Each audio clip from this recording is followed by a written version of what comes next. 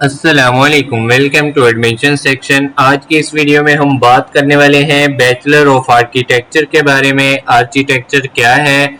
अगर आप BA bachelor of architecture करना चाहते हैं तो आपको किन किन चीज़ों की ज़रूरत है, आपका एलिजिबिलिटी क्राइटेरिया क्या होना चाहिए, बेसिक क्राइटेरिया, एवरेज फ़ी कितनी होती है इस प्रोग्राम की, टोटल ड्यूरेशन कितनी है, कितने सालों का ये प्रोग्राम है और इसकी कौन कौन सी यूनिवर्सिटीज़ हैं, कौन कौन से इंस्टीट्यूट हैं जो कि इस प्रोग्राम को ऑफ़र करते हैं।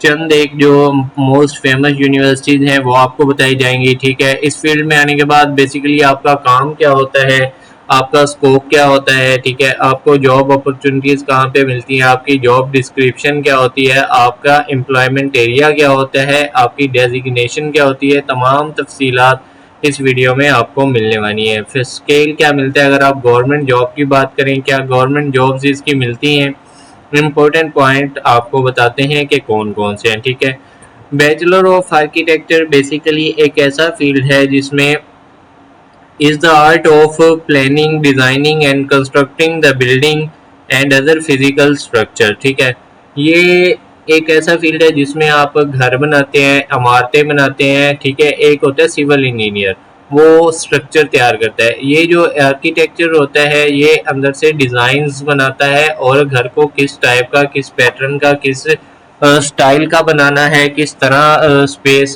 जो है सेव होगी, किस तरह प्यारा लगेगा घर। ठीक है, सारी वो चीज़ें ये देखता है आर्किटेक्चर वाला बंदा। अगर आप बी आर्ट्स के प्रोग्राम में एडमिशन लेना चाहते हैं तो उसका एडमिशन क्राइटेरिया क्या है? कम अज़ कम आपका एडमिशन जो क्राइटेरिया है वो इंटरमीडिएट है। अगर आपने intermediate FSc, pre medical, pre engineering, pre engineering के अलावा आपने ICS ICOM किया हुआ है, ठीक है, FA किया हुआ है 50% पासिंग मार्क्स के साथ, तो आप इसमें एडमिशन लेने के लिए एलिजिबल हैं। ठीक है, आप इस फील्ड में एंटर हो सकते हैं, एडमिशन ले सकते हैं। ठीक है, अभी बात करते हैं कि अगर आपका एडमिशन प्राइवेट सेक्टर यूनिवर्सिटी में हो जाता है तो आपको कितनी फ़ीस देनी पड़ेगी, पब्लिक सेक्टर में कितनी फ़ीस देनी पड़ेगी।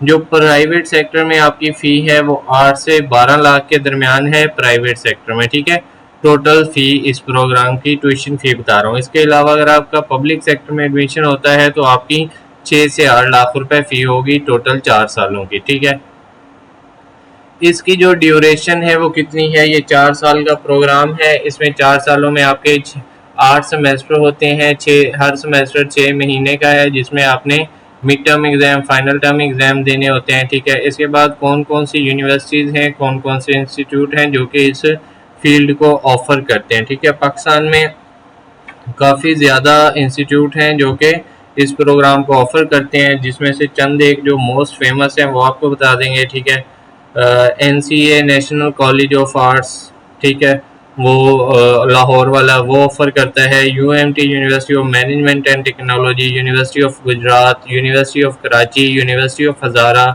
Beacon house university Lahore, Indus valley school of architecture Karachi, the university of Punjab और इसके अलावा NFC institute of engineering and technology Multan. ये चंद एक जो मेन फील्ड है जो यूनिवर्सिटीज़ हैं वो आपको बता दी हैं। इसका स्कोप क्या है, अगर आप इसमें एडमिशन ले सकते हैं और इसमें आपको बेसिक सैलरी क्या मिलती है। ठीक है, इसके लिए आपको जॉब्स क्या मिलती हैं, स्कोप की बात करते हैं। ठीक है, आपका एम्प्लॉयमेंट एरिया क्या है, इसका स्कोप काफ़ी ज़्यादा, मतलब आप काफ़ी ज़्यादा सर्विसेज दे सकते हैं, काफ़ी बड़ा काम कर सकते हैं और काफ़ी अच्छा रेवेन्यू जनरेट कर सकते हैं। जैसे कि आपका आर्किटेक्ट डिज़ाइनर बन सकते हैं, आर्किटेक्ट इंजीनियर बन सकते हैं, इंटीरियर डिज़ाइनर बन सकते हैं, डेटा एनालिस्ट बन सकते हैं, आर्किटेक्ट असिस्टेंट बन सकते हैं, technical assistant, manager, scale development, project supervisor, building inspector, restoration specialist, teacher, instructor. ठीक है, आप इंस्ट्रक्टर भी बन सकते हैं। ठीक है, टीचिंग में भी जा सकते हैं, आपके पास काफ़ी अपॉर्चुनिटीज़ हैं, काफ़ी ज़्यादा स्कोप है इस फील्ड का। इसकी में अगर आप एडमिशन लेना चाहते हैं तो आपके पास क्या होना लाजिम है, मतलब कौन लोग इसमें एडमिशन लें, वो आपको बताते हैं। जिन लोगों की कम्युनिकेशन स्किल्स स्ट्रॉन्ग है और कन्विंसिंग पावर अच्छी है, मतलब लोगों को समझ लें कि मना लेते हैं, किसी डील करनी उनको आती है, वो इस फील्ड में आ जाए। इमेंस फिजिकल स्ट्रेंथ है, ठीक है, एक्सीलेंट मेमोरी है, मतलब कि उनको कोई बात है जो है मतलब अच्छे से याद रहती है, जैसे किसी घर का डिज़ाइन है या किसी भी डील में कोई बात हुई है वो याद रहती है। अगर आप में अच्छा खासा सब्र है, पेशेंस लेवल हाई है, तो फिर आप इसमें आ जाएं। टीम स्पिरिट होना चाहिए, ठीक है।